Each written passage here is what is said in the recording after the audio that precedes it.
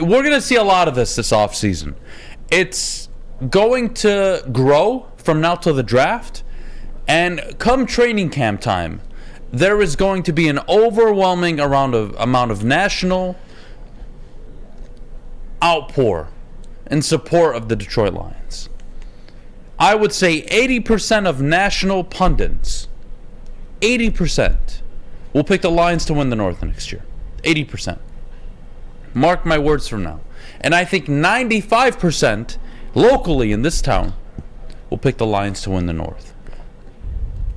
That is how confident people are becoming in this team. That's how dominant they were down the stretch. And it's very simple to me. Who are you? Who are you, Dan Campbell? Who are you, Detroit Lions? Who are you? Are you the 1-6 team that I saw fumble away multiple games to start the year? I don't think so. It's in you, but I like to believe that's not the case. Are you the 8-2 team down the stretch? Maybe the record is better than your talent, but I like to believe that was more of an indication of who you are, what you were building, how you play, how good your offense was. So I'm inclined to believe, yes, I do think the Lions are going to make a serious run next year. Now, are they legitimate contenders where you look at them going into next year like the Eagles were this year or the Niners? No. I think they're one more season away from that.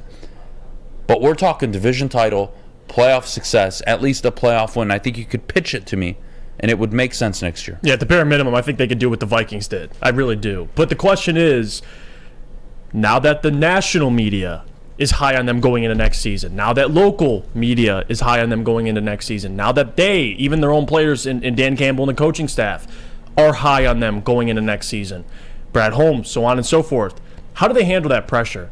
That's really the big thing for me because, yes, you're 1-6. I mean, no one's really talking about the Detroit Lions outside of us, and then they go on the run. They're doing it without really any pressure on their shoulders. There was really no expectations. We had expectations locally. I asked for 8 wins. You asked for 7 wins. At least 6 wins was ideal, and they did that. But how do they handle this pressure going into this season where there's legitimate expectations to not just improve, but to make the playoffs at the bare minimum? I mean, you contend for your division. And if everyone's picking them to win their division, the Lions fan in me comes out and says, ugh, when they're supposed to do something, it feels like you have less confidence they'll actually do it. But this is different. Brad Holmes, Dan, what they're building is different. And you saw the blueprint of what they did last year down the stretch, 8-2, and it can be replicated as long as the defense plays the way they did and the offense continues to have success. But the reality is, that's the question I have, is now with these real expectations, how do they handle this?